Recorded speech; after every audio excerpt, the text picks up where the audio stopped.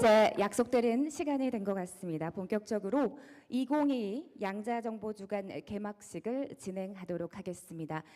여러분 안녕하십니까? 함께 만들어가는 양자기술 강국, 함께 여는 양자정보 세대 2022 양자정보주간 개막식에 함께해 주신 모든 여러분 진심으로 환영합니다. 저는 오늘 이 의미 있는 행사 진행을 맡은 박선영입니다. 반갑습니다. 네, 먼저 이번 행사에 대해서 안내를 드리고자 하는데요. 올해로 3회째를 맞이했습니다. 근본 양자정보주간은 이 미래 산업과 또 안보의 게임 체인저인 양자기술에 대해서 대국민 인식 확산과 그리고 국내 연구, 산업을 활성화하기 위해서 국민들과 함께 하는 이런 전문가 포럼과 또 유관단체 활동, 문화 행사 등을 갖는 대국민 소통의 장으로서 마련이 되었습니다. 특히 올해는 이 정부가 양자기술 선도국 대도약 프로젝트를 시작하는 원년으로 또 삼고 있는 이번 행사가 되기 때문에 더욱더 뜻깊은 행사가 되리라 생각이 듭니다. 근본 행사는 2022년 6월 27일부터 그리고 7월 1일까지 5일간 진행이 되겠습니다. 그리고 유튜브로도 함께 하실 수가 있겠습니다. 아무쪼록 양자기술의 가능성을 찾아볼 수 있는, 함께 깊이 있게 파헤쳐보는 그런 의미 있는 시간이 되시기를 바라겠습니다. 자, 다시 한번 오늘 이 자리 함께 해주시기 위해서 자리해 주신 모든 분들께 깊은 감사의 말씀 드리며 지금부터 2022 양자정보주간 개막식을 여러분들의 큰 박수로 시작하겠습니다.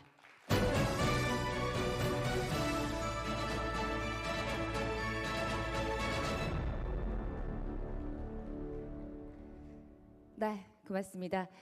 자, 이제 2022 양자정보주간을 위해서 귀한 발걸음 해주신 내외 귀빈 여러분들 소개해드리는 시간 갖도록 하겠습니다. 한 분 한 분 호명해드릴 때마다 따뜻한 박수로 환영해 주시기 바랍니다. 먼저 과학기술정보통신부 이종호 장관님 소개해드립니다. 큰 박수로 환영해 주십시오. 고맙습니다. 임페리얼 칼리지 김명식 교수님 자리하셨습니다. 네, 환영합니다. 네, 이온큐 김정상 CTO님 소개해드립니다.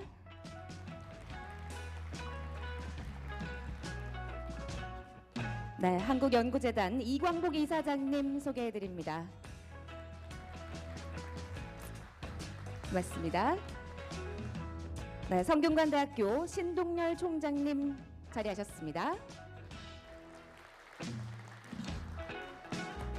네, 계속해서 한양대학교 김우승 총장님 소개해드립니다. 큰 박수로 환영해 주십시오. 네, 고등과학원 최재경 원장님 소개해드립니다.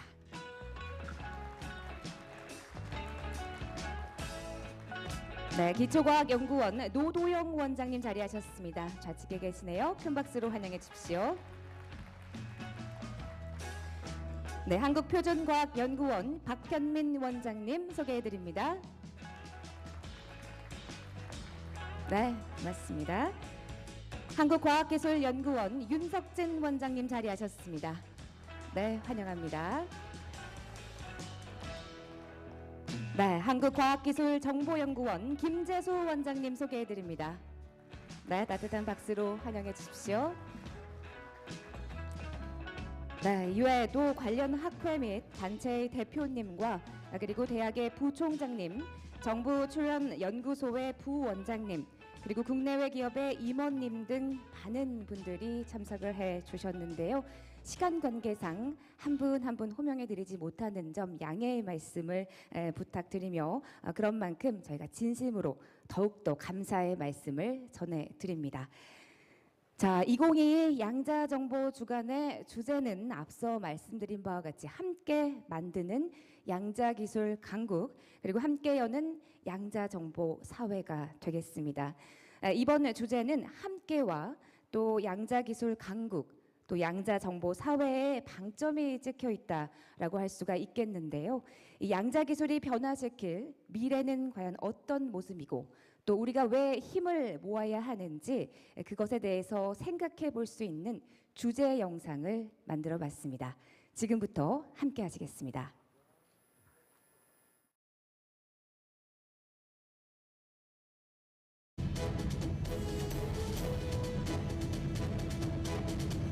전화기가 선이 없으면 안 되던 시절에서 무선 전화기로 선이 없어도 되게 바뀌고 그 무선 전화기가 단추가 없어도 되는 스마트폰으로 바뀌는 그런 변화들, 많은 일들이 일어났어요.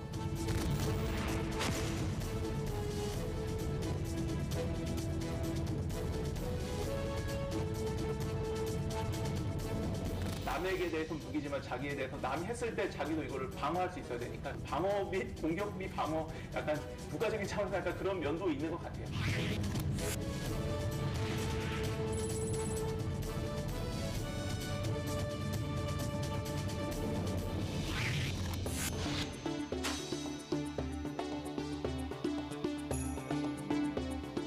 뭔가 편리한 것들의 등장, 이런 것들을 넘어서 사람의 사고 체계가 바뀌는 건데요.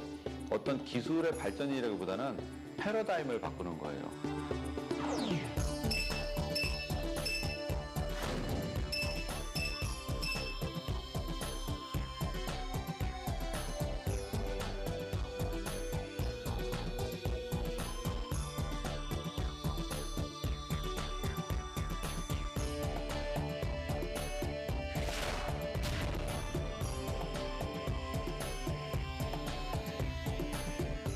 양자 기술이 발달이 되면은 제가 예상할 수 있는 거는 기술 발전 속도는 굉장히 가속화될 거예요. 그러니까 이게 꼭 양자 기술뿐만 아니고 양자 기술이 아닌 다른 기술에서도 가속화될 것 같다라는 생각은 들어요.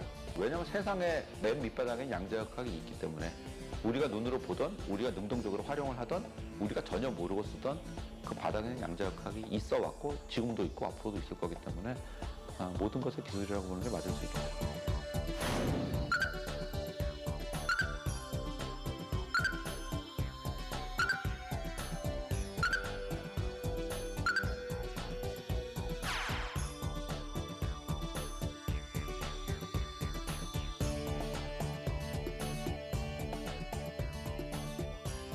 하나, 둘, 셋.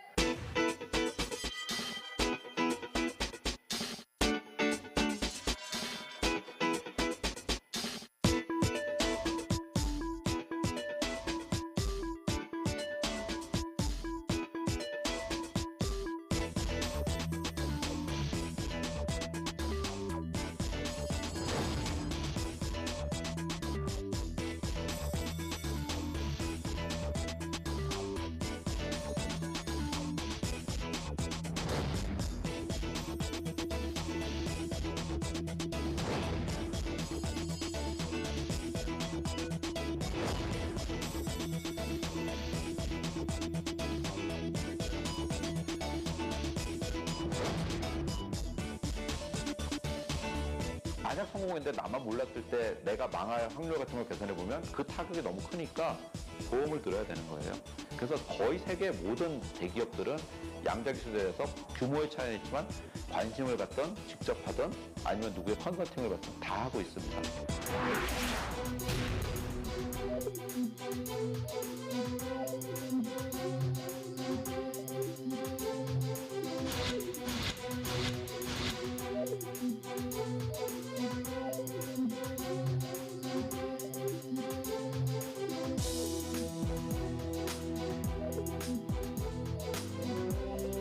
물질 산업이나 어떤 정보 산업 또는 국방에도 분명히 다 이익이 돼요. 근데 그런 것들이 2차적으로 사회에 어떻게 임팩트를 줄까는 사실 저도 사실 궁금해요. 왜냐면 IT 개발이 발달한다고 해서 예를 들어서 뭐 유튜버가 발달하고 이런 건 전혀 몰랐잖아요. 그런 것처럼 양자 기술이 발달한다고 했을 때 그것이 기술적으로는 임팩트가 클 거예요. 예를 들어서 위치 센서나 이런 것들로 인해서 뭐 사람들이 뭐 자기 있는 위치 이런 것도 훨씬 더 잘할 수도 있고, 또는 시간도 훨씬 더 타이밍 같은 것도 훨씬 더 잘할 수도 있고, 그다음에 계산도 훨씬 빨라질 수도 있고, 그다음에 통신도 보안이 더 잘 될 수도 있는데 그런 것들은 저희들이 볼 수 있는 그냥 1차적인 임팩트, 그것이 2차적으로 사회에 어떻게 임팩트를 줄지는 저도 궁금하네요. 양자기술 아까 말씀드린 대로 어느 한 학문 분야에서 할 수 있는 거 아니에요. 여러 학문 분야가 잘 융합해서 만들어야 되는 데고 복합적인 그리고 지금까지는 세상에 없던 완전히 새로운 기술 영역입니다. 양자기술은 긴 호흡을 갖고 마라톤처럼 개발해야 되는 기술이지만 어느 의미에서는 바로 우리 눈앞에 와 있기 때문에 모두 함께 양자기술을 들여다보면서 모두 힘을 모으는 그런 양자 주간이 되기를 바랍니다.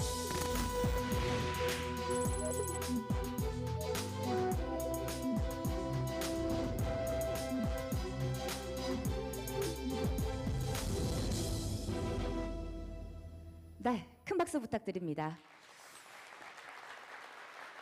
네, 양자기술이 융합된 또 새로운 제품과 서비스 그리고 신산업으로 더욱더 한층 편리해질 우리의 미래 양자 정보 사회가 벌써부터 기대가 됩니다.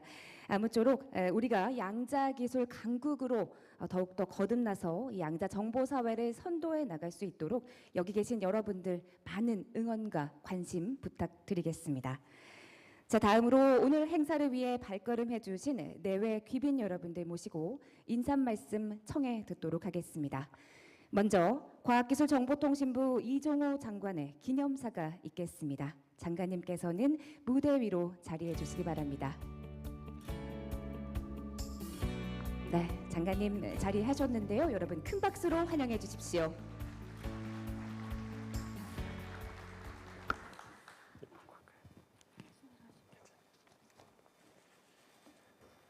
예. 동영상을 보면서 또 양자 기술이 중요함을 한 번 더 느낄 수 있었던 계기가 됐던 것 같습니다. 준비해온 기념사를 말씀드리도록 하겠습니다. 존경하는 내외 귀빈 여러분 반갑습니다. 과학기술정보통신부 장관 이종호입니다. 먼저 2022년 양자정보주간 개최를 진심으로 축하드립니다. 행사를 준비해 주신 관계자 여러분께 감사와 격려의 말씀을 드립니다. 바쁜 일정에도 불구하고 자리를 빛내주신 여러분 모두 감사드립니다. 특히 해외에서 어려운 발걸음을 하신 김명식 교수님과 김정상 교수님께 특별한 감사의 말씀을 드립니다. 양자 정보 주간은 매해 국내 양자기술 분야에 지평을 넓히고 있지만 저에게는 올해 행사가 더욱 특별하게 다가옵니다. 이번 행사의 주제인 함께 만들어가는 양자기술 강국, 함께 여는 양자정보 시대가 새 정부가 추진하고 있는 정책과 같은 방향, 같은 지향점을 공유하고 있기 때문입니다. 현재 양자기술 분야는 세계 각국 정부와 기업의 집중적인 투자로 100큐비트 이상의 양자 클라우드 서비스가 상용화되고 양자 인터넷 개발이 본격화되는 등 급속히 발전하고 있습니다.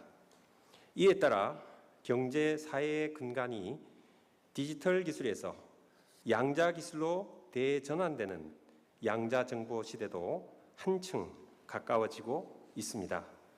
양자 기술은 금융, 제조, 제약, 교통, 국방 등에 접목되어 국가 산업 안보의 지도를 바꿀 것입니다.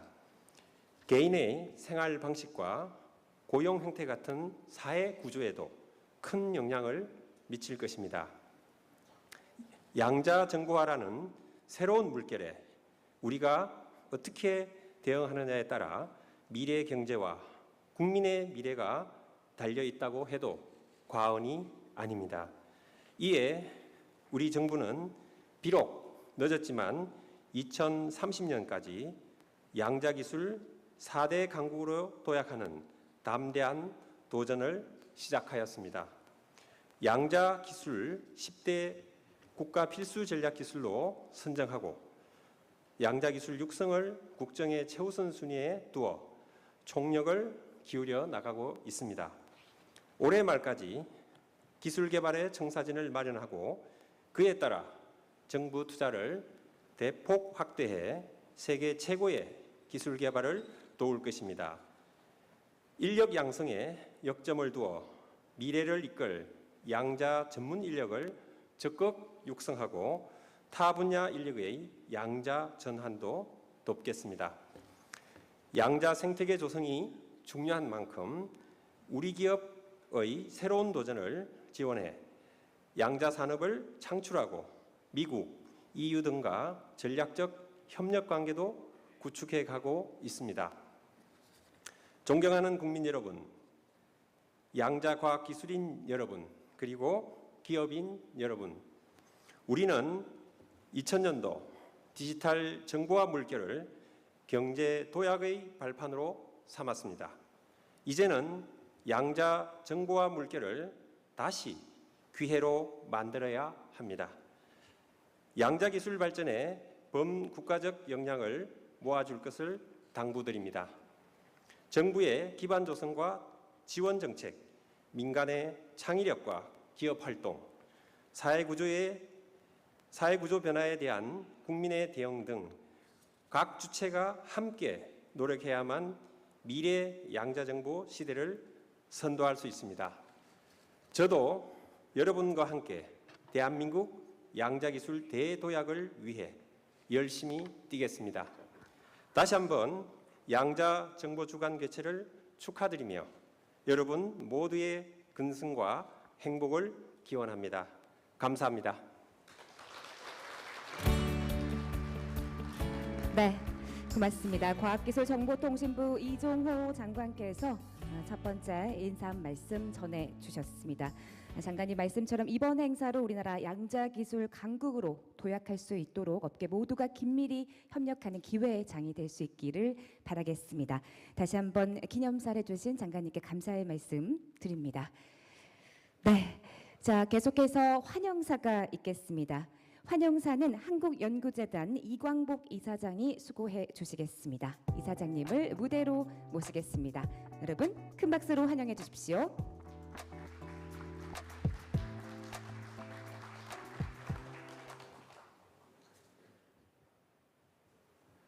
예, 여러분 반갑습니다.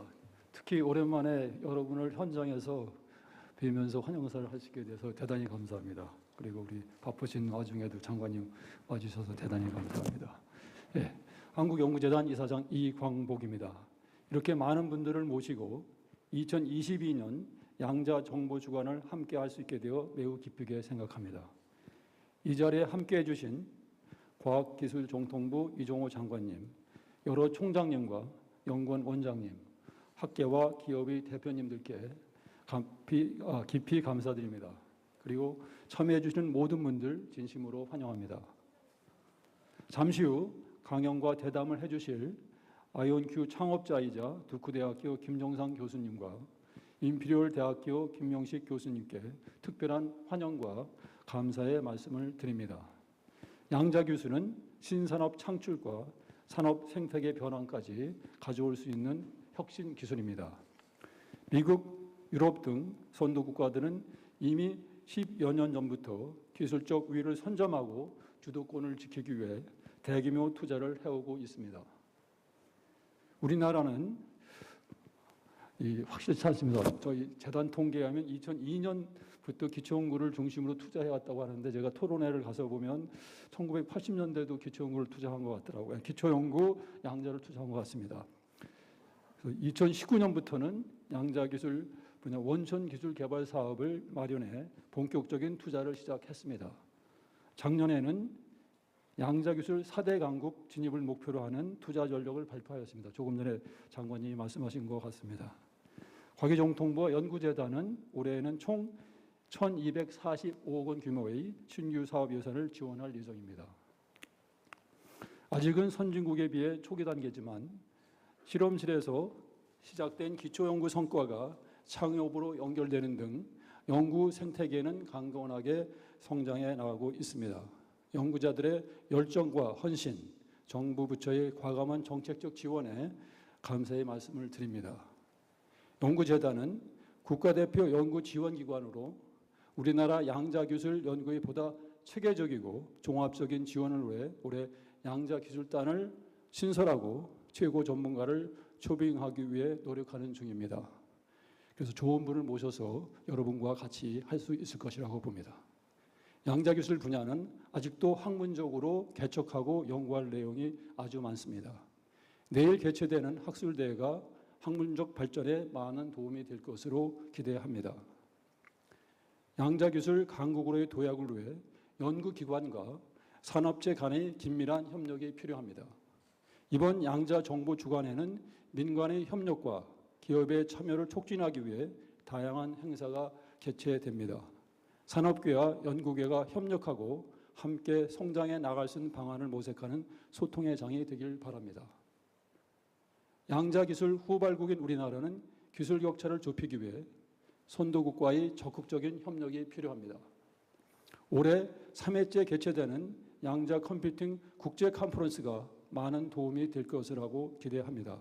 또한 과기정통부와 연구재단은 올해 7개의 국제 공동 연구를 선정하여 국제 공동 연구를 활성화하고 연구 협력 체계를 강화하고자 노력하고 있습니다. 오늘부터 일주간 개최되는 2022 양자 정보 주간에 많은 관심과 참여를 부탁드리며 이번 행사를 통해 양자 기술의 중요성에 대한 국가적 공감대가 널리 확산되기를 기대합니다. 끝으로 이번 행사 개최를 위해 고생하신 많은 분들께 감사의 말씀을 드리며 이번 행사를 빛내주시는 모든 분들의 건강과 행복을 기원합니다. 감사합니다. 네, 고맙습니다. 한국연구재단 이광복 이사장께서 환영사 진행을 해주셨습니다. 이 양자 생태계 우리나라가 정말 중요한 기로에 서 있는 만큼 이번 자리가 많은 양자 기술의 가능성의 기회를 찾아볼 수 있는 소통의 장이 되기를 바란다는 말씀해 주셨습니다. 환영사를 해주신 이광복 이사장께 다시 한번 감사의 말씀 드립니다. 자, 마지막으로 대한수학회 금종혜 회장의 축사가 진행되겠습니다. 금종혜 회장님을 무대로 모시겠습니다. 네, 회장님이 자리하셨는데요. 큰 박수로 환영해 주십시오.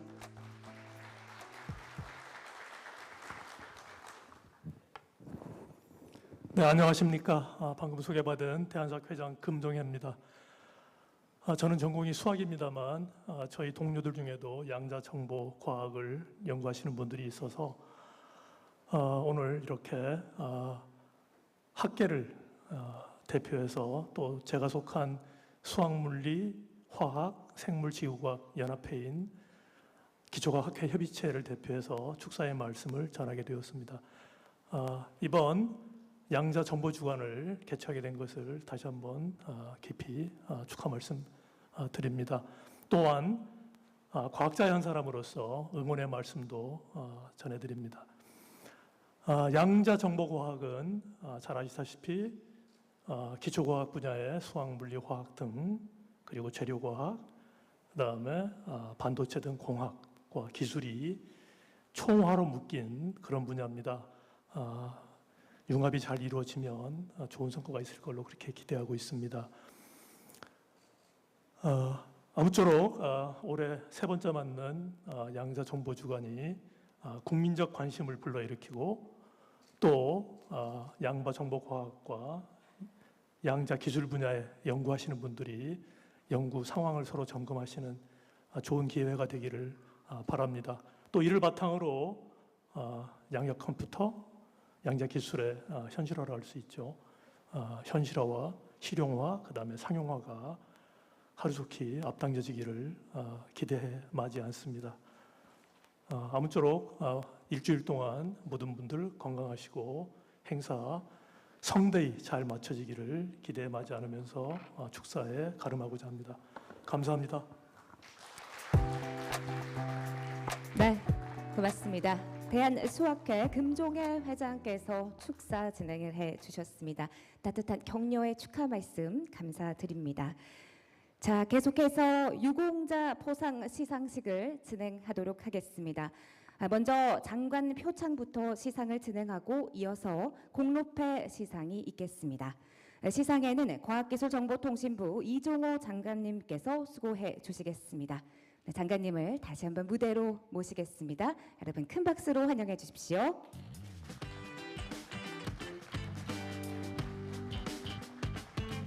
네, 먼저 장관 표창입니다. 호명되시는 수상자께서는 모두 무대 위로 자리해 주시기 바랍니다. 한국표준과학연구원 초전도 양자컴퓨팅시스템연구단 이용호 단장, 한국전자통신연구원 양자기술연구단 박성수 단장, 한국과학기술연구원 이승우 책임연구원, 한국연구재단 이공학술지원팀 이공재 팀장 이상 4분이십니다. 네, 이제 장관 표창 수여가 있겠습니다. 네, 장관님께서는 수상자를 마주봐 주시고요. 장관 표창 한국표준과학연구원 초전도 양자컴퓨팅시스템연구단 이용호 단장. 귀하는 평소 맡은 바 업무를 성실히 수행하였으며 특히 양자컴퓨팅 등 양자기술 발전에 기여한 공로가 크므로 이에 표창합니다. 과학기술정보통신부 장관 이종호. 네, 축하드립니다. 큰 박수 부탁드립니다. 수상자에게는 상장과 꽃다발이 전달이 되고 있습니다. 네, 계속해서 시상 이어가겠습니다. 장관 표창 한국전자통신연구원 양자기술연구단 박성수 단장. 이하 내용은 같습니다. 축하드립니다. 여러분 큰 박수로 축하해 주십시오. 역시 상장과 꽃다발이 전달이 되고 있습니다. 시상 이어가겠습니다. 장관 표창 한국과학기술연구원 이승우 책임연구원. 이하 내용은 같습니다. 네, 큰 박수로 축하해 주십시오. 역시 상장과 꽃다발이 전달이 되고 있습니다. 장관 표창 한국연구재단 이공학술지원팀 이공재 팀장. 이하 내용은 같습니다. 네, 축하드립니다. 더욱더 뜨거운 박수로 축하해 주십시오. 상장과 꽃다발 역시 전달이 되었습니다. 자, 이제 이종호 장관님과 함께 기념사진 촬영 진행을 하겠습니다. 네, 자, 우리 양자기술을 우리나라 양자기술을 선두에서 이끌어 나가시는 크게 기여하신 4분을 여러분 무대에서 함께하고 계십니다. 더욱더 뜨거운 박수로 다시 한번 축하해 주시기 바랍니다. 자, 수상자분들께서는 모두 자리로 돌아가 주시기 바라겠고 장관님께서는 다음 시상 이어가 주시면 감사하겠습니다. 자, 역시 호명되시는 수상자께서는 무대 위로 자리해 주시기 바랍니다. 서울대학교 지동표 명예교수. 네, 이번에는 공로패 수여가 되겠는데요.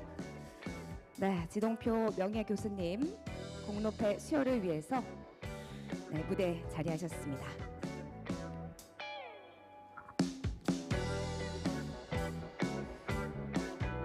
자, 제가 상패 내용을 대독하도록 하겠습니다.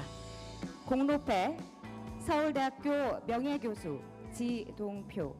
귀하는 탁월한 학문적 성취와 후학 양성을 통해 척박했던 국내 양자정보과학 분야의 수준을 높이는 데 기여하셨을 뿐 아니라 연구자들 간 학문적 교류 조성에도 큰 역할을 하셨습니다. 학문에 대한 열정은 지금도 후배들에게 큰 귀감이 되고 있는 바 귀하의 공로에 감사하는 마음을 전하기 위해 이 공로패를 드립니다. 과학기술정보통신부 장관 이종호. 네, 고맙습니다. 네, 귀하의 공로에 다시 한번 깊은 감사의 말씀 드립니다. 자, 우리 교수님과 이종호 장관님 모시고 기념사진 촬영 진행하겠습니다. 네, 지금 제자분께서 꽃다발을 전달해주고 계신 뿌듯한 모습을 볼 수가 있는데요. 자, 꽃다발 안고 사진 촬영 진행하겠습니다. 네, 지동표 교수님은 1990년대 후반에 국내 수학 분야의 양자정보학을 소개하고 또 2019년부터는 양자정보과학기술의 회장을 역임하며 국내 양자정보학 커뮤니티를 조성하고 협력하는 데 큰 역할을 해주셨습니다. 네, 우리나라 양자 기술이 성장하는 데 큰 역할을 해주신 우리 지동표 교수님께 다시 한번 깊은 감사의 말씀 드리겠습니다. 자, 이어서 서울대학교 지동표 명예교수님의 수상 소감을 들어보도록 하겠습니다.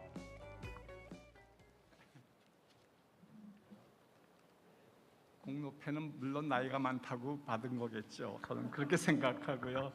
근데 뭐 그래도 제가 이 분야를 1997년 우연한 기회에 시작을 했는데 저는 원래 순수 수학 그중에서 미분기하니 동력학이니 뭐 그런 걸 공부했던 사람이 미네소타 대학에서 열렸던 정수론 리만 가설에 대한 정수론 워크숍을 가서 처음으로 쇼라는 분의 강의를 들었습니다.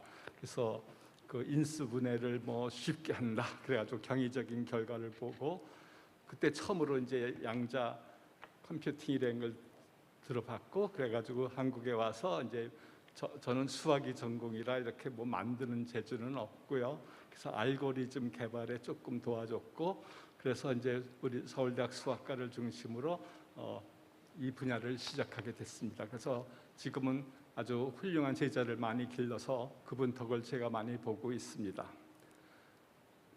그리고 저는 수학을 하기 때문에 여기서 뭐 몇 년 안에 뭘 만든다 그런 약속은 안 해도 되거든요. 그래가지고 또 하나 말씀드릴 것은 1994년 쇼의 알고리즘이 이 양자 정보 분야를 탄생시켰다시피 또 하나의 큰 경이적인 결과가 재작년 2020년 소위 MIP 스타 이퀄 R이라는 것이 세상에 나왔습니다.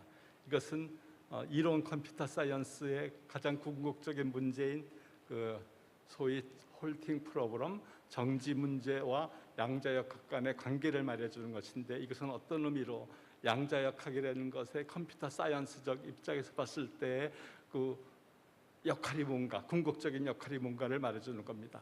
그래서 저는 이 수학적인 혹은 이론 컴퓨터 사이언스적인 결과도 역시 우리 그 양자 정보에 큰 컨트리뷰션을 할 거라고 믿습니다. 그래가지고 아마 꼭 소인수 분해만 매달릴 필요 없이 매달리지 않고 이 MIP 스타 이퀄 R이라는 것을 적당한 방법으로 구현하는 그러한 양자 정보 체계를 만들면은 아마 우리나라가 다른 나라보다 더 도약할 수 있지 않을까 생각합니다. 이런 귀한 공로상을 수상하게 돼서 고맙습니다. 네, 오늘 이 자리를 더욱더 뜻깊게 빛내주신 우리 교수님께 다시 한번 큰 박수 부탁드리겠습니다. 자, 이제 마지막으로 장관님과 또 수상자 여러분들, 내외 귀빈 여러분들 모시고 단체 기념사진 촬영을 진행하겠습니다. 내빈 여러분들과 장관 표창 수상자분들께서는 무대 앞쪽에 계단으로 자리해 주시기를 바라겠습니다.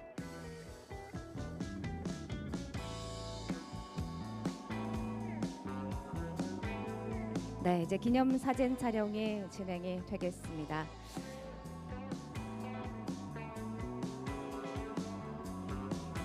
네, 21세기의 또 다른 과학 혁명이라고 할 수가 있겠죠. 양자 기술. 상상이 현실이 되는 이 양자 기술.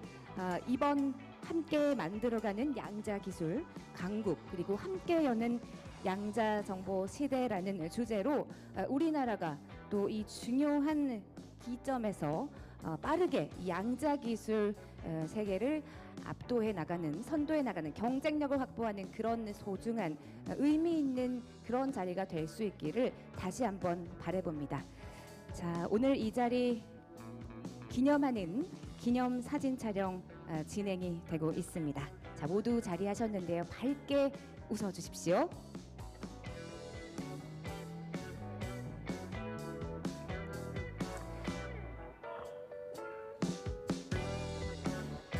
네.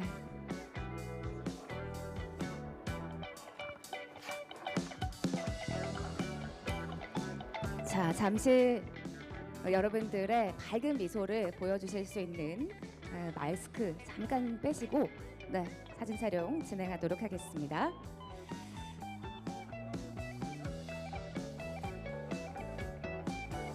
네. 화이팅!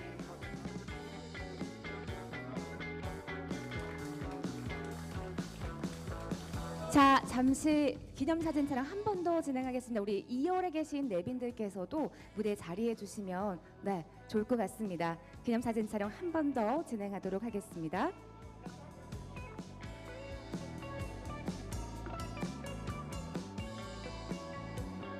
자, 모든 분들 네, 자리하실 수 있도록 무대 가장 높은 곳까지 네, 자리해 주시면 좋을 것 같습니다. 자, 마스크는 모두 벗어주시고요. 잠시만 벗어주시고요. 자, 우리 맨 표정이 이렇게 보인 거 정말 오랜만이죠. 그래서 더욱더 밝게 얼굴 표정 보여주시면 좋을 것 같습니다.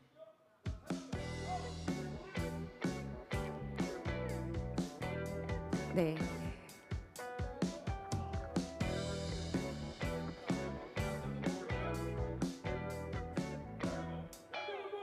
화이팅! 네.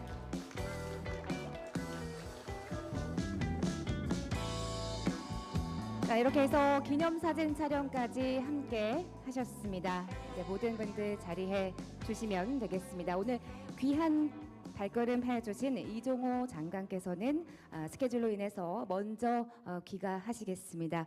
오늘 시상에 수고해주신 이종호 장관님께 여러분 다시 한번 뜨거운 박수 부탁드립니다.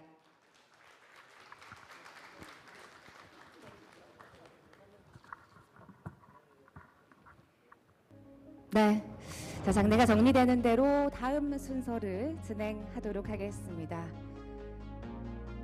자, 이렇게 뜻깊게 개막식으로 2022 양자정보 주간의 문을 열어보았습니다. 이제 활짝 그 문이 열린 만큼 자, 오늘 더욱더 소중한 시간 함께 나누도록 하겠습니다. 자, 다음으로 2022 양자정보 주간을 위해서 임페리얼 칼리지 김명식 교수님 모셨는데요. 아주 특별한 강연이 준비가 되어 있습니다. 자, 이제 무대 위로 김명식 교수님을 모셔보도록 하겠습니다.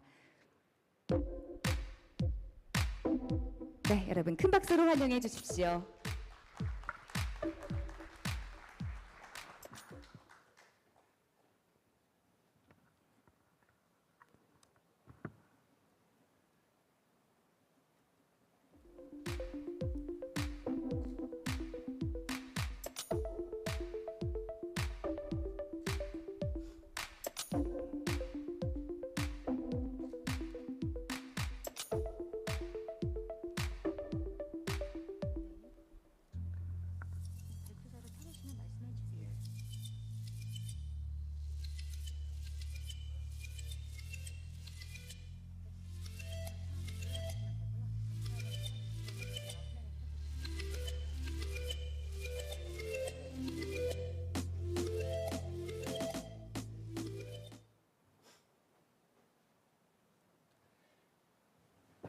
안녕하십니까. 저는 임페리얼 칼리지 그리고 또 고등과학원의 김명식입니다. 제가 준비한 걸 하기 전에 아까 그 처음에 슬라이드 아까 처음에 동영상 보셨을 때 거기에 어떤 분이 사회 임팩트는 모르겠다 그런 얘기를 했습니다. 제가 생각해 보면 양자 정보는 인간이 여태까지 경험해 보지 못한 최고의 기술을 만들려고 하는 겁니다. 그러니까 이거를 꼭 양자 컴퓨터를 만드는 것만이 우리가 성공이라고 생각하기는 생각하는 것보다는 인간이 여태까지 경험해 보지 못한 그러한 최고의 기술을 만드는 것. 우리가 그런 기술을 가지고 있다면 우리가 마치 K-팝에 대해서 굉장히 자랑스럽게 생각하는 것처럼 사회에 굉장히 큰 자랑이 될 거라고 생각합니다. 국가의 자랑이라고 생각합니다. 그 한 예로 제가 2008년, 2009년 그때 그 잘 아는 중국 사람 잔웨이 판이라는 사람, 판잔웨이. 그 사람이 중국으로 하이델베르그 대학에서 중국으로 돌아가기 전에 저한테 한번 왔었습니다. 같이 그래서 2박 3일 동안 있으면서 너 왜 중국으로 돌아가냐 했더니 중국 정부에서 자기를 필요로 한다. 뭐 그런 얘기를 하면서 돌아갔어요. 지금 현재 중국이 그 양자 테크놀로지에 있어서 굉장한 강국입니다. 그 제가 2000년대 초반에 중국 학생들을 봤을 경우하고 요즘 보면 자부심이 굉장히 다르다는 걸 알고 있습니다. 그것만으로 저는 커다란 사회의 힘이라고 생각합니다. 제가 보통 이 강의를 준비를 하면 꼭 주어진 시간보다 많이 하게 되거든요. 그래서 마지막 슬라이드를 먼저 보여드립니다. 혹시 마지막까지 못 갈 것 같아서. 그래서 이게 마지막 슬라이드인데, 퀀텀 컴퓨터를 그 양자 정보는 꼭 퀀텀 컴퓨터에 국한하는 건 아니지만 궁극적인 그러한 머신은 결국은 컴퓨터이기 때문에 퀀텀 컴퓨터를 생각을 하면 퀀텀 컴퓨터를 못 만들 펀더멘털 리즌이 하나도 없습니다. 그렇기 때문에 만들 수 있을 거라고 생각하고, 그 다음에 어떤 거냐 그러면 이 양자 정보라고 하는 거는 정보란 뭔가 우리가 보통 ICT라고 그러죠. 그렇죠. Information Communications Technology. 그거의 근본이 무언가를 따져서 그 근본을 바꿔보자는 겁니다. 근본을 바꾸면 뭔가 새로운 것이 굉장히 많을 거라고 생각하는 거죠. 그리고 결국 뭐냐 그러면 이 근본을 바꾸지 않으면 우리가 보통 생각하고 있는 인류 문명을 그렇게 그대로 유지하는 게 쉽지 않을 거라고 생각합니다. 그것이 꼭 양자 컴퓨터를 만들어야만 인류 문명을 유지할 수 있는 건 아니지만 양자 컴퓨터가 인류 문명을 유지할 수 있는 몇 가지의 단초를 제공할 수도 있다는 그런 말씀을 드립니다. 이게 제가 마지막,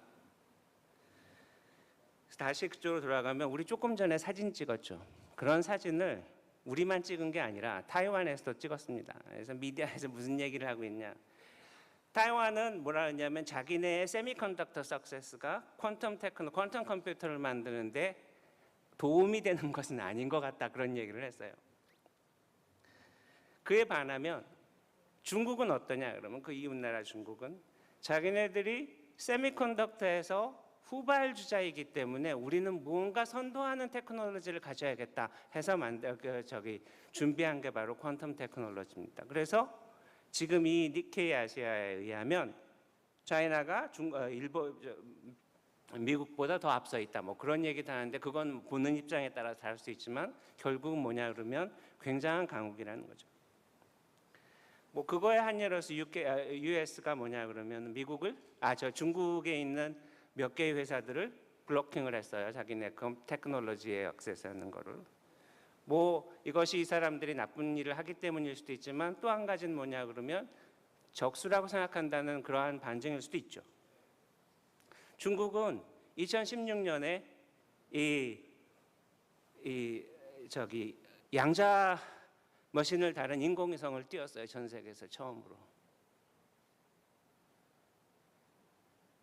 근데 제가 기억하는 건 뭐냐 그러면 BBC에서 8월 15일 날 전화가 왔어요. 뭐냐면 너 어떻게 생각하니? 그래서 내 생각엔 이런 거 같다. 처음엔 메일을 보냈어요. 그래서 어떻게 생각하냐고 메일로 답을 했더니 곧바로 전화가 왔어요. 인터뷰를 하자. 그래서 가서 인터뷰를 했어요. 굉장한 관심을 끌은 거죠.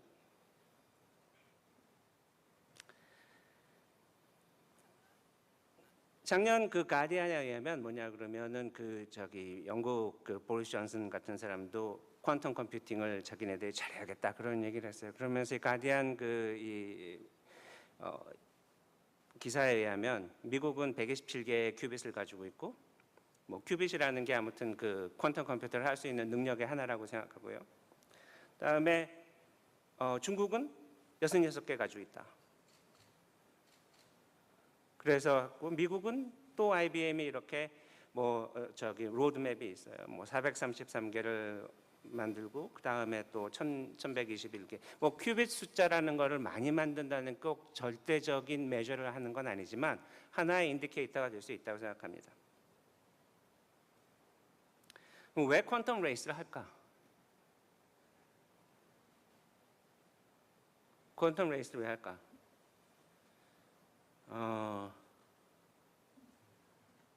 그러면 퀀텀 레이스에 퀀텀에 대해 생각하기 전에 슈퍼컴퓨터는 무엇을 할까? 우리가 보통 컴퓨터를 생각을 하면 슈퍼컴퓨터는 뭐에다 쓸 거?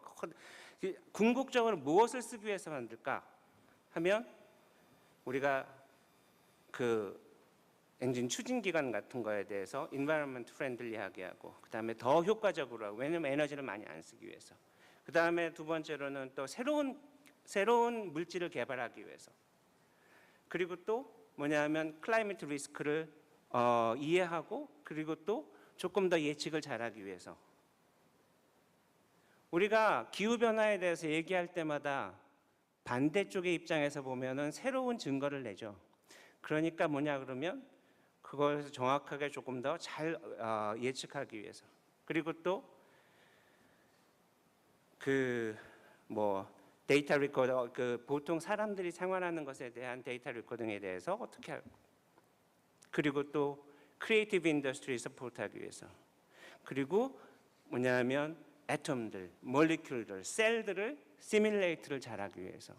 왜 이걸 시뮬레이트 할까요? 물질을 좋은 걸 만들기 위해서는 결국은 궁극적인 끝까지 가서 시뮬레이트를 해야지 물질의 성질을 정확하게 알 수 있고, 물질의 성질을 정확히 알아야지 더 좋은 물질을 만들 수 있지 않겠어요? 그건 당연한 거기 때문에 시뮬레이트를 해야 되죠. 그리고 바이오메디컬 프로세스를 모델링하기 위해서. 이게 슈퍼컴퓨터를 만드는 이유 중에 하나입니다. 근데 슈퍼컴퓨터가 이걸 진짜 잘할 수 있을까? 이걸 다 문제를 풀 수 있다면 퀀텀 컴퓨터는 필요 없을지 몰라요. 근데 뭐냐면 한 예를 들면 우리가 식빵 하나를 딱 만든다. 우리 요즘 한국에서도 베이간이 되기 위해 사람들이 클라이메트 프로블럼 때문에 베이간이 되면 좋겠다. 그런 얘기를 많이 하죠. 그럼 베이간이 되면 클라이메트 프로블럼은 진짜 없을까? 그러면 식빵 하나를 만드는데 카본 풀프린트가 어느 되면 590g 정도가 나온다고 그래요. 590g이 어느 정도냐 그러면 우리가 보통 가족들이 차를 운행하잖아요. 하루에 한 5km 정도가 나옵니다. 그러면 굉장하죠. 식빵 하나를 만드는데도 우리가 차 한 대를 쓰는 하루의 분량의 10%를 쓴다는 거예요. 베이간이 돼도 클라이메트 문제를 풀 수는 없어요. 근데 그러면 식빵에 들어가는 가장 큰 카본 풀프린트는 뭐에서 나오냐 그러면 바로 비료에서 나옵니다. 비료를 제조하는 데 있어서. 왜냐하면 보통 자연들은 비료 없어도 그냥 살 수 있어요. 자기가 다. 그렇지만 우리는 인공적으로 만들기 위해서 인공적인 생각을 하는데 그것이 이피션트한 게 아니기 때문에 굉장히 많은 카본이 나오죠. 그것을 그러면 정확하게 어떻게 이것이 그 자연은 어떻게 이걸 만들까? 비료를 만들까? 그걸 알면 우리가 그걸 잘 이용하면 되겠죠. 그걸 시뮬레이트 할 때 보통 슈퍼컴퓨터가 1 빌리언 이어가 들린다고 그래요. 그때는 이미 인류는 없을지도 몰라요. 근데 퀀텀 컴퓨터를 잘 만들어서 잘 쓰면 예측으로는 한 달 정도면 만들 수도 있다고 그래요. 얼마나 좋아요. 그렇죠? 물론 뭐 만들어야지 되는 거죠. 리튬 배터리 같은 것도 그렇습니다. 이거 어떻게 하면은 배터리를 잘 만들까? 배터리를 잘 만들어서 전기차를 만들면 우리가 문제를 다 풀 수 있을까? 배터리가 그러면은 없어지면, 근데 노후화잖아요, 노후화. 노후화하면 그거 어디다 버리죠? 배터리는 왜 노후화할까?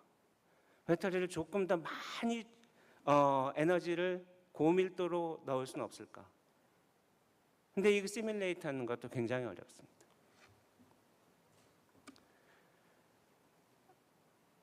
제가 말씀드린 건 어렵다는 거고 퀀텀 컴퓨터를 다 풀 수 있다는 말씀을 드린 건 아닙니다. 하지만 뭐냐면 풀 수 있는 가능성이 있다는 거죠.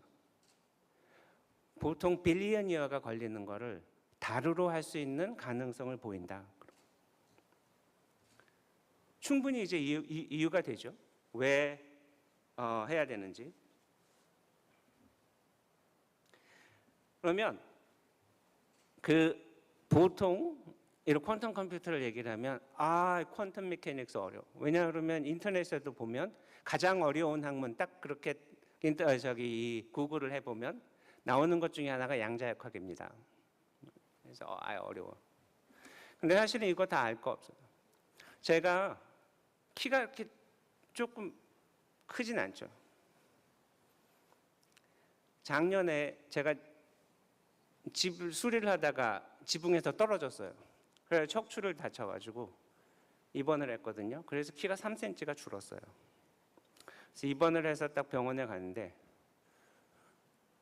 그 병원에서 저한테 막 응급실에 있는데 의사가 오더니 뭐 하냐고 물어보더라고요. 그래서 물리한다 그랬더니 물리에서도 뭐 하냐 그래서 퀀텀 컴퓨터 그런 거 한다 그랬더니 뭐냐면 자기가 그게 굉장히 관심 있다 그러면서 열심히 와서 치료 좀 아픈데 그 치료를 안 해주고 그것만 물어보고 그랬더니 뭐라 그러냐면 자기네 호스피털에 토마스 영이 있었다고 그러더라고요. 그래서 그래?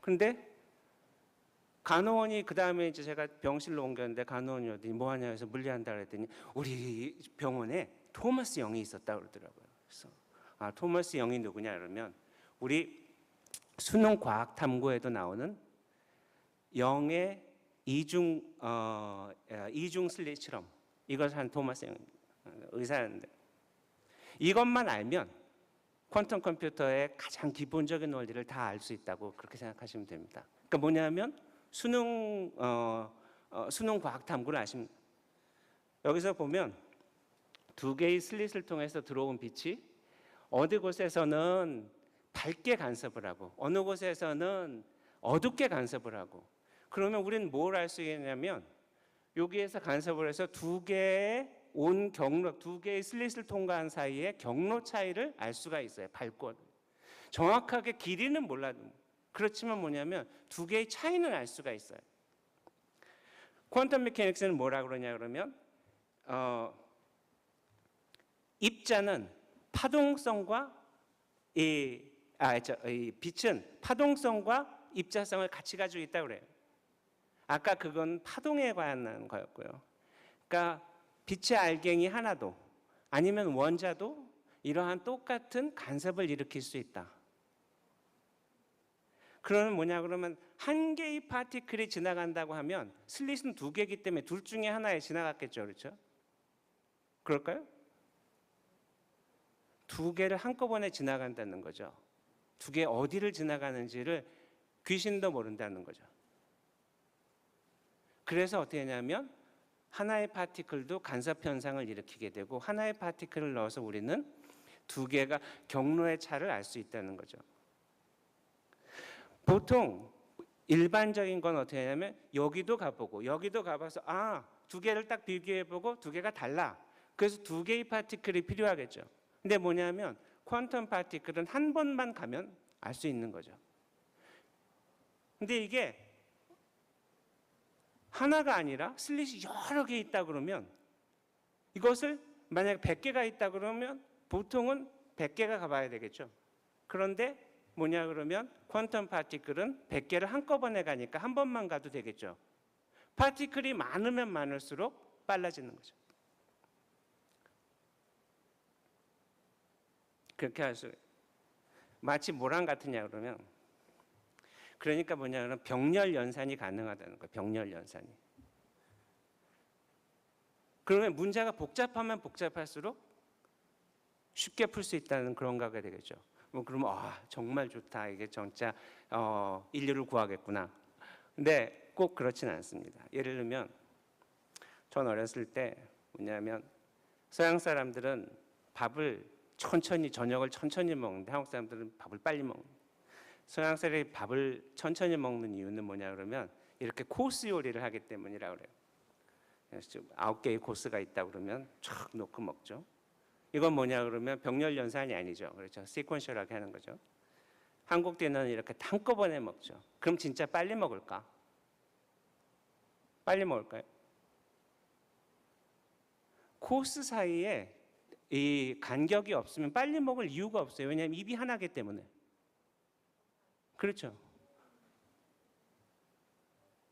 그런데 그러면 병렬 연산과 이거 그렇게 시퀀셜하게 하는 거랑 별 차이가 없을까?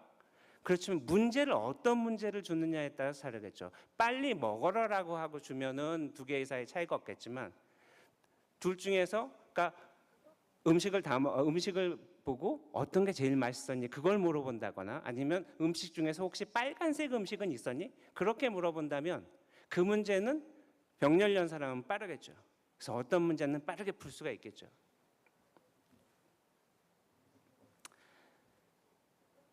그래서 보면 아까 다시 돌아가서 간섭 현상은 사실은 이게 뭐냐 그러면 어떤 거리라든지 물성의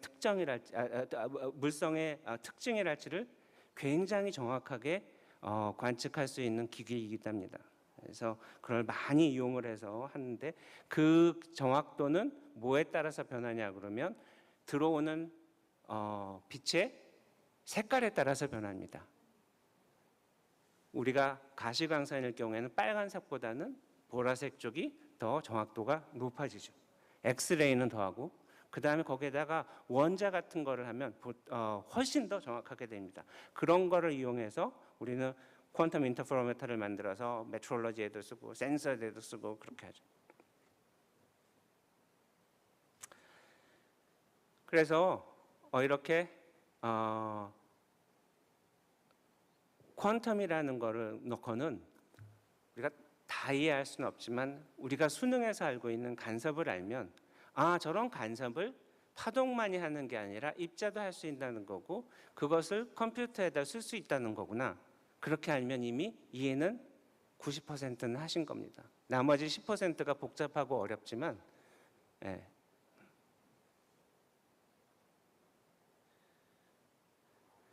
이러한 퀀텀을 만드는 데 있어서 미래는 굉장히 밝다고 보여지죠. 그래서 제가 구글을 해가지고 Most Exciting Technology 그걸 찾아보죠. 그러면 AI 이것저것 그러고 나서 퀀텀 컴퓨터 뭐 그런 식으로 해서 나옵니다. 그래서 뭐냐면 임프루브먼트가 아니라 정말 디스럽티브 테크놀로지를 하기 위해서는 이게 아주 좋은 거죠. 그리고 또 한 가지는 정말 젊은 학생들이 굉장히 좋아하는 분야입니다. 저희 학교를 예를 들면 저희 학교 이제 미국은 언더그래주에이트 피직스의 언더그래주에이트를 많이 안 들어온다고 하는데 유럽은 그렇지는 않습니다. 뭐 아직도 피직스가 굉장히 강세이기도 하죠. 그게 좋은 점일 수도 있고 나쁜 점일 수도 있어요. 왜냐하면 자기의 미래에 대해서 별 생각 안 하고 내가 여태까지 피직스 했으니까 그냥 계속 피직스 한다 그런 마음으로 들어온 학생들도 많으니까요. 언더그래주에이트 240명이 한 해에 들어오는데 퀀텀 인포메이션이 가장 인기 있는 과목입니다. 그리고 저희가 PhD를 뽑을 때 보면 퀀텀 인포메이션의 보통 경쟁률이 한 12대 1 정도 됩니다. 그리고 이게 꼭 피직스에서뿐이 아니라 케미스트리에서도 그렇고 컴퓨팅 그리고 다른 엔지니어링에서도 다 이렇게 굉장히 인기가 좋죠. 제 사무실은 피직스에 있질 않고 전자공학과에 있거든요. 전자공학과 맨 꼭대기층에 있기 때문에 늘 엘리베이터를 타고 다니는데 그래서 전자공학과 교수님들한테 이 퀀텀 인포메이션 코스를 일렉트리컬 엔지니어링 학생한테 오퍼해도 할까요? 그랬더니 뭐냐면 이분이 하시는 말씀이 뭐냐면 톱 10%의 그래주에이트들한테는 굉장히 인기가 있을 거다. 그래서 왜 그렇게 생각하시냐고 그랬더니 걔네들은 새로운 테크놀로지를 원하는 학생들이다. 그런 얘기를 했어요. 그래서 제가 그걸 믿고 어떤 코스를 만들었냐면 PhD 학생들을 뽑는데 1년 동안은 엔지니어링에서 전혀 퀀텀 메카닉스를 안 하고 피직스 다른 백그라운드가 없는 학생들한테 퀀텀 테크놀로지 쪽으로 할 수 있도록 PhD를 만들었어요. 첫 해에 4대 1 경쟁률이 있었는데 점점 올라가서 나중에는 8대 1. 물론 뭐 피직스 학생들까지 합쳐서 12대 1보다는 적지만 굉장히 많은 엔지니어링 학생들이 관심이 있어요. 그런 젊은 사람들이 많이 좋아하는 과목이기 때문에 미래는 밝다고 생각합니다. 그리고 보통 생각하는 것보다 훨씬 간단합니다. 그렇기 때문에 어렸을 때부터 이해를 하기 시작하면 아주 간단합니다. 그래서 이 간단한 원리이기 때문에 충분히 발전할 수도 있죠. 물론 이것을 기계적으로 구현하는 건 엄청나게 어려운 테크놀로지와 엔지니어링이 요구되지만 그 원리 자체는 간단합니다. 그리고 이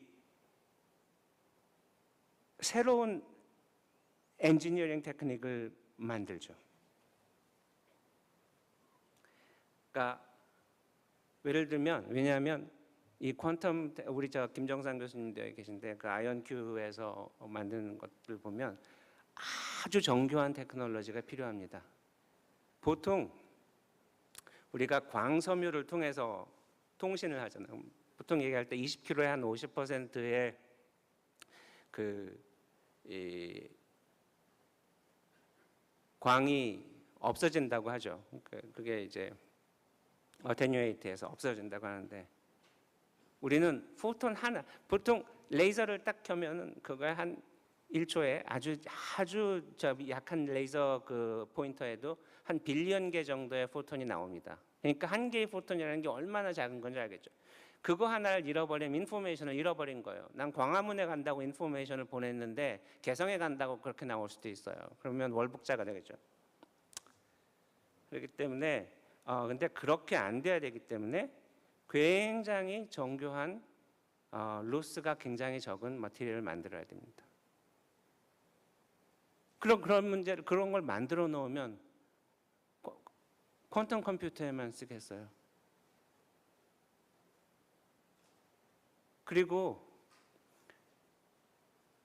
퀀텀 컴퓨터 전에 광 컴퓨터라는 게 있었습니다. 광 컴퓨터가 성공하지 못한 커다란 이유 중에 굉장히 많은 걸 프로미스하면서도 성공하지 못한 이유 중에 하나는 뭐냐면 스위치가 없고 너니니어리티가 적기 때문이거든요.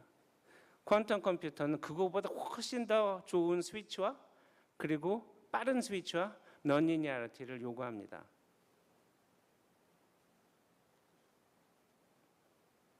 그럼 못 만드는 거 아니냐 그럴 수도 있죠. 근데 뭐냐면 그렇진 않고 만들려고 노력하면 못 가도 꽤 멀리 가겠죠. 그리고 엄청난 컨트롤을 해야 되기 때문에 옵티멀 컨트롤 테크놀로지를 훨씬 더 정교하게 만들 수가 있죠. 제 친구가 그런 얘기를 하더라고요. 그래비테이셔널 웨이브 디텍션을 하는 친구인데 그래비테이셔널 웨이브 디텍션 그거 했으니까 어디에다 그거는 그 테크놀로지 어디에다 쓰냐 그랬더니 너 그래비테이셔널 웨이브 디텍터 할 때 이 데이터 봤니? 아니 했더니 데이터를 보면 전혀 여기에 그래비테이셔널 웨이브가 있는지 없는지 알 수가 없다는 거예요. 자기네들이 만드는 건 뭐냐 그러면 이 많은 노이즈 데이터에서 시그널을 찾아내는 거라고 그러더라고요. 우리가 그 테크닉을 이용해서 만약에 의료에다 쓰면 의료에서 우리가 가보면 뭐 병원에 가면 뭐 이렇게 검사하죠. 거기에 굉장히 많은 노이즈가 있습니다. 그 노이즈 데이터에서 진짜 시그널을 찾아낼 때 이 테크닉을 쓰면 어떻겠니? 만약에 그게 되면 얼마나 큰 사회적 영향을 주겠어요. 마찬가지로 옵티멀 컨트롤 할 수 있는 거고요. 이거를 저는 인슈어런스라고 부를게요. 왜냐하면 이런 것들을 만들어내면 이게 우리가 퀀텀 컴퓨터를 만약에 못 만들다라고 하더라도 굉장히 많은 파급 효과를 주겠죠. 부산물만 가지고도. 우리가 옛날에는 그런 얘기했어요. 꿈은 이루어진다. 이게 사실 꿈이 이루어진다고 볼 수도 있지만 이루어질 꿈만 꾼다는 걸 수도 될 수 있어요. 그런데 큰 꿈을 꾸고 하면 그 부산물도 많을 거고 큰 꿈이 이루어지면 진짜 큰 것이 될 수 있다고 생각합니다. 물론 큰 꿈은 리스크도 굉장히 높죠. 우리가 그 재정 파이낸스에서 가장 훌륭한 이퀘이션을 찾아라 그러면 어떤 사람들은 블랙쇼얼스 이퀘이션을 찾죠. 옵션 프라이싱을 하는데 거기에서 보면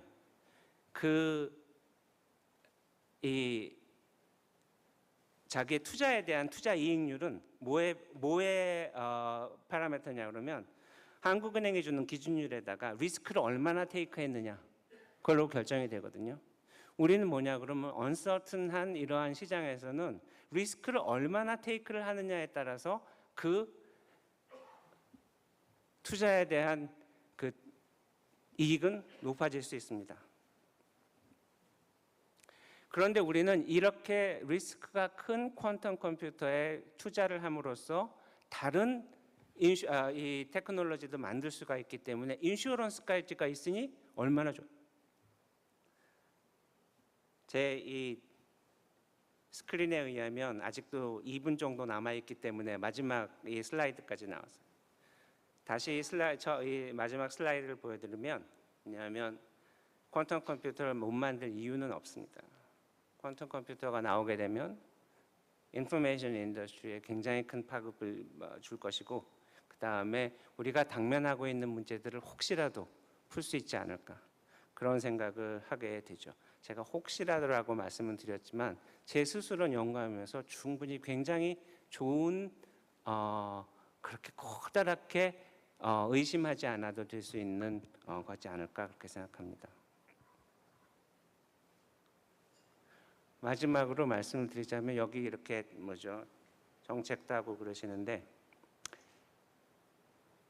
보통 영웅이 죽으면 제국이 없어집니다.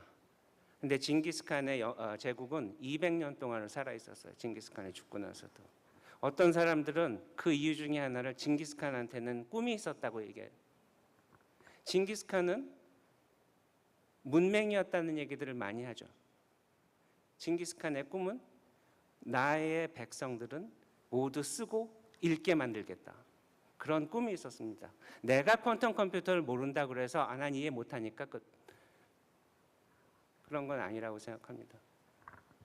감사합니다. 네, 고맙습니다. 임페리얼 칼리지 김명색 교수님 모시고 특별한 강연 함께 해봤습니다. 자, 다음으로 또 특별한 순서가 마련이 되어 있는데요. 김명식 교수님과 또 김정삼 교수님의 대담이 이어지겠습니다. 자, 두 분 무대로 모셔보도록 하겠습니다. 다시 한번 큰 박수 부탁드립니다.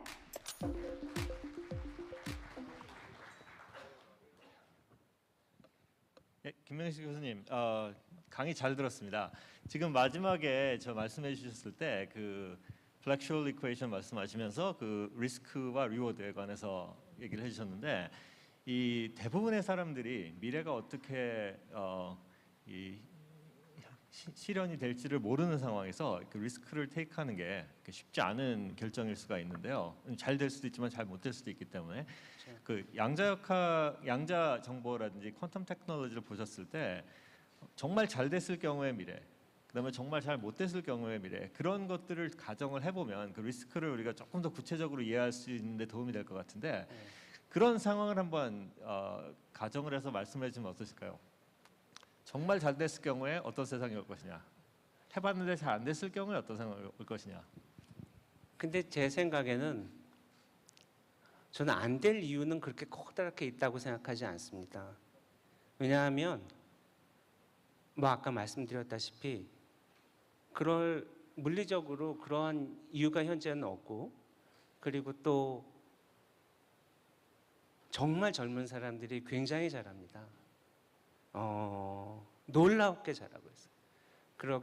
그래서 저는 없다고 생각을 일단은 하지만 그래도 만약에 그러니까 결국은 할 수 있다 없다를 떠나서 언제까지 할 수 있냐 그런 얘기도 되겠죠. 할 수는 있겠지. 그럼 100년 후에 되고 1000년 후에 될 수도 있겠지. 그렇게 생각할 수도 있겠죠. 근데 그 시간은 사실은 잘 모르겠습니다. 저도 그게 그리고 사실은 그렇지만 김정상 교수님은 워낙 그 이제 진짜 현업에서 뛰시기도 하고 하기 때문에 저보다는 훨씬 더 잘하실 것 같아요. 그 리스크를 어떻게 생각하십니까?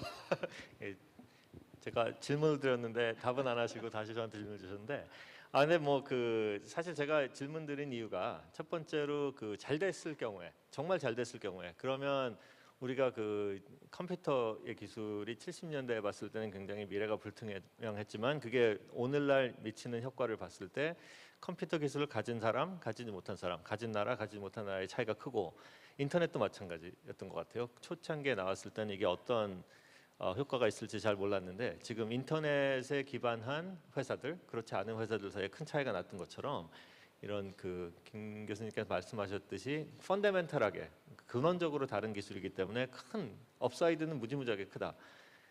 근데 만약에 잘 안 됐을 경우에는 예를 들어서 내가 제 인생을 투자하거나 시간을 투자해서 뭘 해봤는데 잘 안 됐을 경우에는 우리가 망했다 그런 얘기를 하는데 망했을 경우에 얼마나 크게 망할지 그럴 때 생각해 보면 제 생각엔 다운사이드가 그렇게 많은 것 같지는 않습니다. 왜냐하면 아까 말씀하셨는데 새로운 지식을 계속 발견할 테고 우리가 처음에 갖고 있었던 꿈이 그대로 실현이 되지 않더라도 그거를 추구하는 과정에서 이제 새로운 지식들을 많이 발견을 하고 또 거기에 그 부산물들이 많이 생겨날 수 있기 때문에 이 잘 되면 굉장히 잘 되고 잘 안 돼도 뭐 크게 망할 것 같은 게 없다면은 그 블랙쇼스 이퀘이션을 봤을 때 리스크가 그렇게 크지 않은 게 아닌가 저는 그런 생각을 해보는데 저도 거기에 동의를 하는데요. 그러니까 그렇게 이제 그러니까 AI라고 이렇게 일단 바꿔서 AI를 생각해 보면 AI는 뭘까 생각해 보면 제 생각에는 AI가 어떤 우리의 미래를 어떻게 바꾸고 그런 걸 다 떠나서 AI는 뭘 했냐면 보통 사람들이 생각하는 논리라고 하는 개념을 확 바꿔주는 거죠. 보통 논리는 어떻게 했냐면 수학적으로 1 + 1 = 2 거기에서부터 시작을 해서 이퀘이션으로 쓸 수 있는 건 논리라고 그랬어요. 근데 AI는 그런 논리를 가지고 하는 게 아니라 자기들이 알고 있는 통계를 가지고 그냥 다 미래를 생각하게 되는 거죠.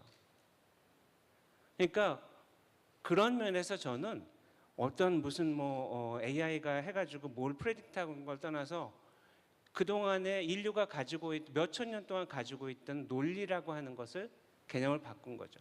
마찬가지로 퀀텀 컴퓨팅이라고 하는 거는 인포메이션 테크놀로지의 근본을 바꿀 수 있는 거라고 생각합니다. 그렇기 때문에 리스크가 있다면 굉장히 큰 리스크가 있을 수도 있는 거고 말씀하신 대로 진짜로 생각해 보면 그 나머지 부산물들 우리의 그 어떤 생각하고 있는 사고하는 것 그런 것들에 대한 줄 수 있는 부산물들을 생각하면 아주 좋을 거라고 생각합니다. 그럼 여기 그 배석해 계신 연구원들이나 특히 젊은 학생들 그런 분들이 이 양자 기술을 어떤 식으로 접근을 하는 게 좋다고 생각하십니까? 조언을 해줄 수 있으면. 일단은 제 생각에는 양자 기술이 당장에 무슨 진짜로 돈을 만든다 그런 걸 떠나서 호기심을 가지고 접근을 하는 것이 좋을 거라고 생각합니다. 그리고 제가 그거를 해서 그러겠죠. 근데 정말 재미있는 분야입니다. 그렇기 때문에 그런 젊은 그 학생들이나 그런 분한테는 새로운 것 그리고 언서튼티가 큰 것들에 대해서 연구할 분야가 굉장히 많거든요. 그러니까 그런 분들한테는 적극적으로 권하죠. 김정상 교수님은 그런 걸 물어보면 지난번에 보니까 굉장히 젊은 학생들도 김정상 교수님께 이 사진 찍자고도 하던데. 예, 저 같은 경우는 사실 이게 그 아카데믹 커리어 또 연구 커리어를 하면서 좀 리스크 테이킹을 많이 했던 것 같습니다. 그 남들이 안 하는 거를 하는 게 중요하다는 생각을 처음부터 많이 해서 그게 물론 하다 보면은 굉장히 불안한 경우도 많고 이게 뭐 잘 됐을 때 어떻게 됐을지 그런 거에 대해서 이렇게 예측을 하기가 쉽지 않기 때문에 근데 사실 학자의 입장에서는 그 새로운 걸 배우는 게 항상 그 큰 의미가 있기 때문에 뭐 크게 다운사이드를 생각하지 않고 항상 새로운 걸 연구한다는 생각에서 해왔는데 그렇게 하다 보니까 어떻게 하다 보니까 이 상영 같은 게 빨리빨리 진행이 되면서 사실 제가 그동안 이렇게 되리라고 생각하지 못했던 식으로 일이 진행이 돼서 지금 어떻게 보면 일이 많이 그 생각보다 진도가 빨랐는데 그걸 먼저 가서 해보지 않으면 그렇게 빠른 진도를 나갈 수 있는 그 가능성을 접할 수가 없는 그런 다는 느낌이 지금 거꾸로 와서 미리 시작해서 돌아보니까 그런 느낌이 듭니다. 그러기 위해서 그 남들보다 먼저 앞서가기 위해서는 그리고 이게 어떤 길인지 그 정확하게 보이지 않더라도 일단 좀 달려들어서 시행착오를 겪으면서 이 빨리빨리를 배우는 게 좀 좋지 않을까 그런 면에서 이 연구를 하는데 지원을 해주시는 정부 입장이라든지 아니면 그 기업체에서 아직 이 리턴을 인베스트먼트를 투자를 했을 때 그 리턴이 잘 보이지 않더라도 새로운 분야에서는 이 리턴이 굉장히 커질 수 있는 그런 기회가 있기 때문에 좀 먼저 들어가서 하는 게 좀 좋은 방법이 되지 않을까 그런 생각을 저는 합니다. 그리고 사실은 그러니까 제가 학교에 있기 때문에 기업을 잘 알지는 못하지만 IBM이 많이 하고 있거든요. 물론 아이언큐도 굉장히 많이 얘기가 되고 있는 회사이죠. 그럼 IBM은 한 400명 있다고 하죠. 그 사람들 월급만 주려고 해도 엄청날 텐데 그 돈을 어떻게 했을까 생각할 수도 있어요. 그런데 적어도 과학하는 사람들이 IBM이라는 이름을 그렇게 많이 불러볼 수 있을까? 누군가 우리나라 기업에 계신 분들도 그러죠. 인재가 최고라고. 인재들이 IBM의 이름을 많이 부르면 그 인재들이 가겠죠. 인재들이 아이언큐의 이름을 많이 부르면 거기 가겠죠. 벌써 제 생각엔 400명 월급을 아마 그렇게 쉽게 할 수 있는 거는 앞으로 미래를 보기 때문이 아니라 그 인재들이 IBM이 그 새로운 테크놀로지를 추구하는 회사라고 생각하는구나. 그것만으로도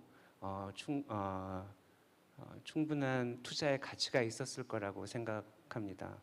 그러니까 물론 한국에서의 사정을 제가 잘 모르기 때문에 한국에서도 만약에 현대자동차에서 퀀텀 컴퓨터를 써서 전지에 대한 거를 만들었다. 새로운 이론을 만들었다. 그러면 그게 진짜 한국 엘리트들도 테이크하길지 그건 잘은 모릅니다. 하지만 우리나라의 대기업들은 글로벌 기업들이잖아요. 그 글로벌 기업들이 테크놀로지의 최선두에 섰다는 것, 그 중에 하나는 퀀텀 컴퓨터를 현재 얼만큼 리드하고 있느냐 하는 거로도 매주할 수 있다고 생각합니다. 예, 좋은 말씀 많이 들었습니다. 여기서 마무리하도록 하겠습니다. 감사합니다. 감사합니다. 네, 고맙습니다. 먼저 김명세 교수님께서 특강을 통해서 또 양자역학, 이 퀀텀 기술이라는 것, 이 성공이라는 것, 위험 감수를 얼마나 하느냐에 우리가 큰 껐더니 큰 꿈이 얼마나 성취되느냐가 연계가 될 것이다 라고 말씀을 해주셨고요. 또 우리 함께 하신 우리 김정삼 교수님께서도 이것을 위해서 우리가 감수해야 할 리스크가 어떻게 될지 그 미리 성공과 실패의 구체적 그림을 그려보는 것이 비로소 우리가 여정에 큰 힘을 보탤 수 있는 길이 아닐까라는 그런 말씀 보태 주셨습니다. 대담에 함께해 주신 두 분께 다시 한번 큰 박수 부탁드립니다. 네, 다음은 2022 양자정보주간 개막식을 위한 특별한 축하 공연이 준비가 되어 있다고 하는데요. 광활한 이 빛의 흐름 속에서 미래를 향해서 나아가는 의미의 미디어 현대무용 퍼포먼스가 준비되어 있습니다. 지금부터 여러분 함께 하시겠습니다. 큰 박수로 맞이해 주십시오.